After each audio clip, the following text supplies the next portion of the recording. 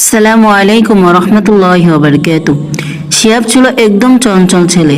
ছোটখাটো দুষ্টুমি করলেও সে ছিল খুব মায়াবী মন। তার সবচেয়ে প্রিয় জিনিস ছিল মামা বিস্কুট। দোকানে গেলেই সে আব্বুকে বলতো, আব্বু মামা বিস্কুট নেব। আব্বু হেসে বলতেন, এ তো তোমার নিত্যদিনের চাওয়া। একদিন শিহাব স্কুল থেকে ফিরছিল, হঠাৎ দেখলো রাস্তার ধারে একটা ছোট্ট ছেলে বসে আছে, জামা কাপড় ময়লা, চোখে ক্ষুধার ছাপ। শিহাবের মনে হলো ছেলেটা অনেকক্ষণ কিছু খায়নি।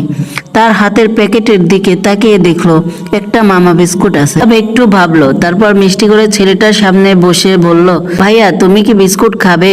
ছেলেটা বড় বড় চোখে তাকিয়ে রইল, কিছু বলল না, কিন্তু তার চোখে যেন হাজারো কথা। শিহাব তার মামা বিস্কুট প্যাকেট খুলে দুই ভাগ করলো, এক ভাগ নিজের জন্য রাখলো আর এক ভাগ ছেলেটাকে দিল। ছেলেটা বিস্কুট মুখে দিয়ে খুশিতে মিটমিট করে হাসলো।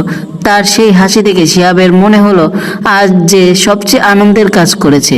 বাড়ি ফিরে শিহাব যখন ঘটনা বলল, আম্মু তার মাথায় হাত বুলিয়ে বললেন, শিহাব আজ তুমি সত্যিকারের বড় হয়েছো।